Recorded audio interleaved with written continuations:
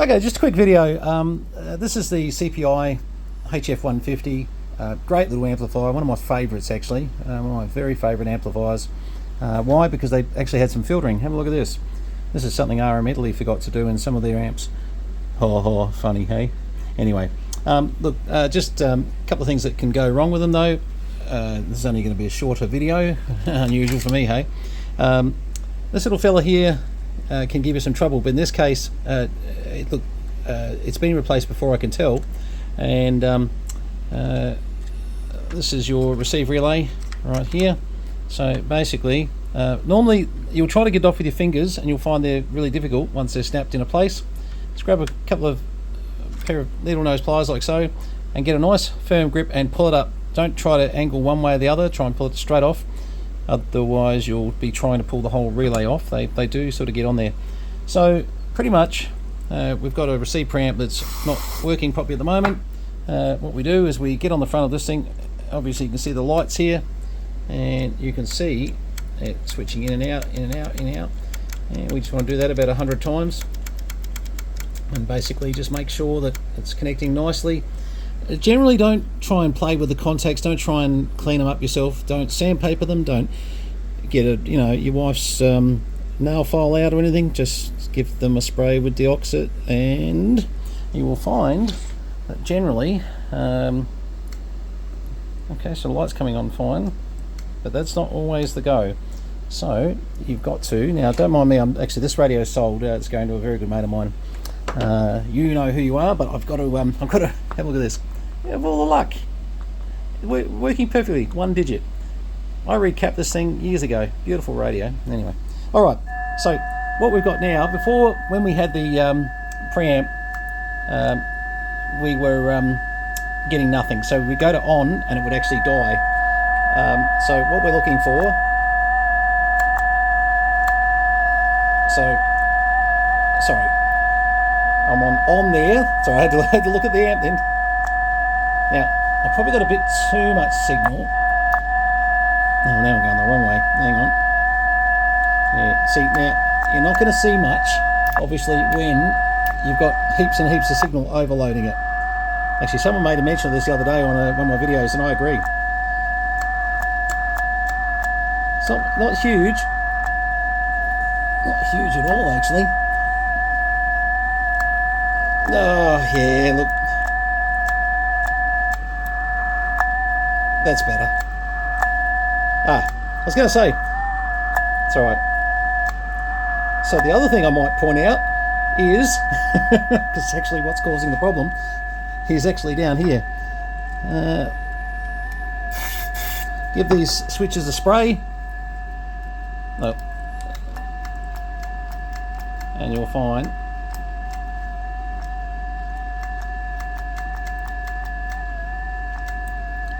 there's not much in it. Only about, oh god, it's supposed to be 10 dB. I reckon that's only a couple of dB. I'm really not impressed by that at all. I'm getting some meter movement, but let's take it up to about there. Now, not great, but see that difference there? So preamp off, preamp on. Gee. You wouldn't get excited about that. As you can see, I'm under the S9 level there, and I'm over the S9 there. Pretty average, to be honest. We might actually just have a little look. Let's just see how this thing's transmitting. Make sure that sometimes you could have a problem with your filters, etc. I don't think we will, because I think we'll find this has got lots and lots and lots and lots and lots of power coming out of it. Sideband. We'll leave the preamp on. Right, so we're on there. Actually, this was a little bit dicey before. Spraying that definitely has helped that. It was just a little bit dicey, and you'll find that a lot of these switches over the years, they just need, now you can hear the filter cut in then. Look at that. See, when we've got the filter, it's straight away. Yeah, so that shows you they do have real filters for different bands in here, and that's obviously the 80 meter filter that's cutting in there. Okay, so let's have a look here. We're on a 100 watt scale. Hello, hello, hello, hello. Right on 100 watts there. Hello, just a little bit over on the PEP over there. I would trust the bird meter more than my Kenwood at the moment. Hello, hello. Now, we're only pushing that with about 8 or 10 watts power. So, no, that's working nicely. Just so you know, you can drive these up to really 20 watts and you'll get, you know, your 150 watts out of them. I tend to say, you know, maybe 15 watts, just, you know, find somewhere in the middle. If you're getting 120 watts out of these things, it'll last forever then. Anyway, but yeah, so just, I suppose a couple of things came out of this. Definitely spray all your switches in here as well. And often you'll find it's not the little fella down here. It's a switching issue. Keep an eye, if you see these lights where they sort of, you go into a position and they flicker, yeah, it's the switch giving you some drama. So make sure these switches, you know, feel solid, and you can see there now they're feeling right. Now the AM sideband you don't get an indicator for, but certainly on AM, if I just go there, a bit of feedback there, but actually, yeah, it just shows my sideband drive on this radio. We're going to lift that sideband drive up a bit because on carrier there, we're way over. Sorry about the feedback. Sorry. I know what that is. I've just got something else running here. Yeah, so look, that amp's doing everything it should do now, which is good. I do like them. They're a great amp if you want to, you know, take them onto, let's say, an IC705, and you want to get yourself, you know, 100 plus watts out of the 705. Your power out of the 705 into this thing will certainly do a good job. And this is actually going to a good mate of mine that's taking a whole lot of CPI gear on the ground here. He's getting my cleanest CPI that I own. And look, I've got to be honest with you. We got 3 or 4 others sitting over there. Hey, by the way, the floor's getting better. Getting there, guys. Those that know me well. But those other 3 CPIs, 3, 4. I think there's 4 over there actually. 1, 2, 3. Oh, hang on. Let's have a look. 3 there. Oh yeah, and we had the other one here that was got in bits at the moment. 4. So there's 4 other CPIs. But he's the sort of chap that I don't want him having something that is less than, you know, this is real collector material for him. It's something that I want him to have, something that's very, very nice. And this here, we've totally recapped this thing. We've done a lot of work with this one. It's very, very clean. I've got the BCI unit as well. Now, he's taken the frequency counter, the FC70 and the FA70. And just remember, you need the FA70 if you're going to start running it with CP300s, 400s, etc., to run with the FC70. The FC70 was a brilliant frequency counter, full stop. Seriously was. If you just wanted to, you know, something to measure a few oscillators, these actually work very well. But obviously meant for conversion to CPI radios to show a live frequency display. The other meter that gets a little bit sort of not so much airtime is the WM1000. And where's the meter that somewhere we've got that other one? Oh, anyway, we'll find that in a minute. Where have I put that? Anyway, 7000. If you ever get a chance to pick one of these up, they're a great meter. But of course, a lot of people want the WM. Where is it? Is that it over there? Oh, here it is. Sorry, it's on my bench. I put it to a side. The WM 1000. I'll get it right. Get used to the fact this was a common thing with the meters. Everyone I've ever seen has got a little bit of tape there. It's annoying but getting one that works well is the key. Actually, I haven't plugged that in yet, so let's do that. Okay, now a couple of things to point out about the WM1000. They are a real PEP meter. Okay, so don't forget they are. So what is a PEP meter going to need? A bit like the bird, it's going to need some power. I didn't have a 9-volt battery sitting around the place. I've just got 9 volts, 1, 2, 3, 4, 5, 1, 2, 9 volts hooked up here via my little crock leaves. So what happens is the little 9-volt battery, if I had one in stock here, fits down the bottom here and pretty much gives you the ability to do that. Now, you equally can hook up lights, which I can't do easily at the moment because I'm using my lead. Yeah, no, that's going to be a bit hard. I'll show you in a second as I finally finish up. But anyway, as you see, modulation meter, SW obviously into a dummy load at the moment, so you're not going to see much there. But if we calibrate 1, 2, 3, as you can tell, all working functionally. So actually quite a nice front on this. Case isn't too bad, yes, just remember, if you power up a WM1000 and it does absolutely nothing, all is not lost. It is most probably that your 9-volt battery is either missing or dead or not there, or lots of things. Now obviously, being globes, you don't have to be too concerned. Hang on, let's just take both leads off. But being globes, incandescent globes, all you need to do, if I can just get on there, oh come on, it's better. All you have to do basically for the globes is hook up, and they're in there, and then in there, blah blah blah. And believe it or not, those two floating back there, actually when you've got the top on, light up quite nice. You can actually tell, lights up quite nice. Anyway, so they're the two things. Now the reason they never put the globes onto the 9-volt battery, of course, is that it'd run it down pretty quick, being incandescent. So they had a separate supply here. One of the things, I would suggest, probably a nice mod, really, is to do away with the 9-volt battery. You get away with a little 8-volt regulator, 7808 here, be close enough. That'd run this little PEP circuit and everything in here. There's bugger all in there. When I say there's bugger all, it's actually a very good PEP circuit. So don't underestimate the WM1000, and the 2000 is, show you that. Same thing. Once again, it's a proper PEP meter. I might even set one up on the bench here. I like them. But as you'll see, same deal, where 9-volt battery inside. Now the WM1000, 7000, sorry, 7000, 1000's over there. 7000, from memory, didn't have a light in it. So and let's see, it has a battery check. So this one's obviously got no battery in it because it's okay, or a dead one. Nice little meters. I'm really hard pressed to decide which one I like more. I think the 3 meters is everyone's sort of choice, but I still love the 7000s. All right, well, this gives you a bit of an idea.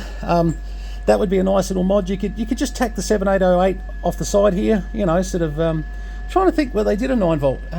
Yeah, I mean, you could do, or you could take a little adjustable 317. Anyway, a number of little things you could do if you wanted to not have a 9-volt battery and just have a permanent 12-volt supply hooked up, 12-volt, then feeding down to 9 volts, 8 volts, 9 volts, be fine. And just trying to see on that circuit. Yeah, no, that'd run, those LM358s would run at 8 volts. Just see if there's anything else. You know what? We can test, can't we? Let's say right. So instead of guessing, let's go. Righto, and hang on, just let me get these clip leads on. Okay, so my 7808 regulator will work. 8 volts in there, and yeah, no problems. Look at that, 1, 2. The PEP circuit is working beautifully. We're getting about 120 watts there at the moment. 1, 2, 3, 4, 5. Hello, and that's sort of confirmed by around about here. 1, 2, 3, 4, 5. So yeah, no, that's working well. Okay, so yeah, you could definitely just mount a little 7808 on the back of this with a couple of 0.01 caps and bits and pieces, and you'd be fine. And that will give you a constant source instead of having to change the 9-volt battery. So certainly something to think about in the future. And all right, well, okay, anyway, I didn't actually intend to get into this. This is supposed to be about the CPI amp, but that's all working beautifully, getting tons and tons of power out of that. So I'll take the power off that. Now once again, see how I've taken the power off it straight away. You won't get any indications because it's an intelligent circuit in there. Okay, beautiful little amps, the HF-150. If you get a chance to get one, I think this is possibly my last HF-150. I'll need to go through stocks. I mean, there's amps everywhere here. Don't know, hang on, is there any left here? No. What about down here? No, but we've got probably another 30 or 40 amps sitting out in the American barn. So I might be our last one. We'll see. All right, we'll see. Don't know. If it is, it'll be a shame. And Max, you're a lucky boy. If it is my last one, I should have kept one. No, it's okay. Anyway, these are brilliant little setups, and the CPI will last you forever. All right, well, I've got to put this all back together, and Oh look, I'm just wondering while we're actually here, hang on 2 ticks. I just thought I'd show you one of the best looking CPIs that we've ever owned, and this one's going to a chap I mentioned just earlier. A couple of interesting things have been done to this one. It's been recapped and it's certainly very nice. And I've just got to replace a meter globe here. I've got the covers off this at the moment. This is only the last thing I had to do. You wouldn't believe it. I like to check them all before they go out, and I couldn't believe it. Bloody light globe. Everything else absolutely perfect on it. But yeah, really nice unit. Obviously, these little units are fantastic, and you know, you can tell whether there's a clarifier slide or not in them quite easily, these units. And this one's got a couple of little tricks that I'll explain to the chap that's getting this, but very nice radio. But don't want to go into too much detail. But I just thought I'd just sort of fire that up very quickly and just show you what that's all about. Hang on. Yeah, just putting a bit of receive signal through it. Let's have a look. Let's take that down to right down to. Let's have a look here. Oh, we went too far. That'll do better. That's listening at 0.5 of microvolt, and receivers on these things are absolutely brilliant. Now I haven't actually patched through on this unit here. You can use a receive preamp system on these here as well. They work actually better than the amplifiers, to be fair, but look, most times you won't end up doing it. And see how you've got the F1, F2 depending on what you're using in regards to the, turn that down, unfortunately I've got a microphone sitting here at the moment that's wired up for this unit. But yeah, plenty of power there. It's just let's go to AM over there, and yeah, getting lots of wattsy sort of stuff. And we're not actually in through the amplifier at the moment, so what I should have done, hang on, why not, because I want to see how this drives it. So let's go over here. Hang on, I need to change that.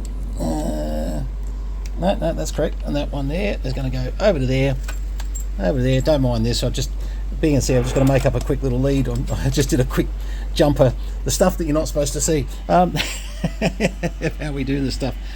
So let's have a look. So I'm just going to trigger it with my trusty screwdriver that I just dropped. That was clever. And what we can do is we just